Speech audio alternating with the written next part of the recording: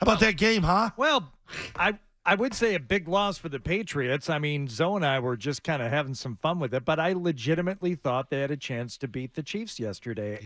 They did. For, a second there, they actually held the lead. They were up 10-7 for a minute, and they kept it somewhat competitive. I mean, score-wise, it was certainly close in the first half, but I watched that game, and you watch last week, the same result where it's like, decent first half offense, and then that's all they got. They can give you 30 minutes of football time offensively, and that's it. They don't got no more.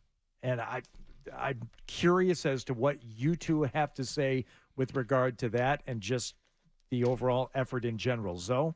Well, the problem with me is I start clock watching, and then you start counting possessions.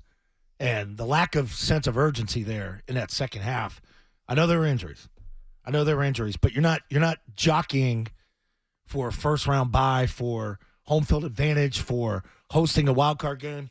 You're 3-10. What do you got to lose by going empty? Yeah, okay, so you got your backup left tackle in. Okay, so what? You're going to be 3-11. And that's what ends up happening. I didn't like the way they sat on the ball at the end of the game. You're down 10. You're not down 27. 27, you run the clock out. I felt they ran the freaking clock out. And I just had a problem with that at the end of the game because you were in that sucker. You don't come out at halftime and throw that awful pick he threw. You're there. I mean, you're turning the ball over. You're converting on points. The Mapu pick, you go in. Zappy had it going on. He and Mahomes had 2 incompletions each in that first half. And you're there. The problem is your margin for error is so small. You can't have stupid penalties like Brendan Schooler does on every special team that he plays on. He's a problem. He's a problem now. 36-yard difference. You have that ball at midfield. Start the game. Now you're down inside your 10. Guess what happens to Billy O'Brien then? As it would with me. All of a sudden we get a little conservative because we're backed up and we don't want to give them a quick 7. Instead of attacking at midfield. You were ready to go at midfield. What did you think? My primary takeaway is same old, same old.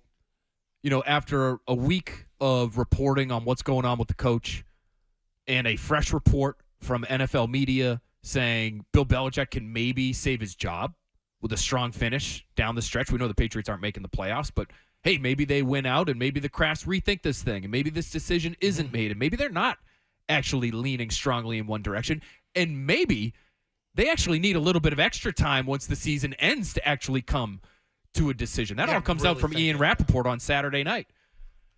And then they come out and they play exactly the same way that they've played all year. You mentioned the penalties. It's not just the Schooler penalty. That wipes out a massive play. About the holding. You get a defensive hold that eliminates a fumble recovery by Jabril Peppers. That was a bad call. That was ticky. You thought that was a little light? I thought that was really light. You got to let that one go. You have an offensive face mask by Pop Douglas. It was there. Hand was on it. That was a penalty. But it eliminates a first down. Yep. You have the touchdown that gets wiped out, again, because of a brutal hold by Connor McDermott. Yeah, hogtied him. So it's there. Yeah. These are consistent mistakes. We haven't even talked about Chad Ryland missing a chip shot field goal. Special teams errors, penalties, turnovers, first play of the second half. This is who they are. This is what this team is. And it's why I look back at that Rappaport report and I say, are they really going to change whatever way they're leaning? Are they really going to make a decision based on 4 games as opposed to the entire breadth of the season or maybe even the last 4 years?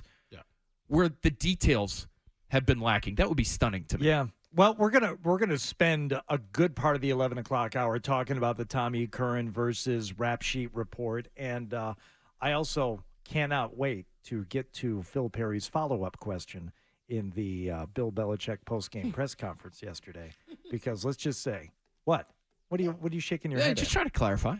Yeah. It was Phil. It was phenomenal. Oh, okay. You had people cheering as you did that. A couple of people in particular, right, that I was with, myself included, right?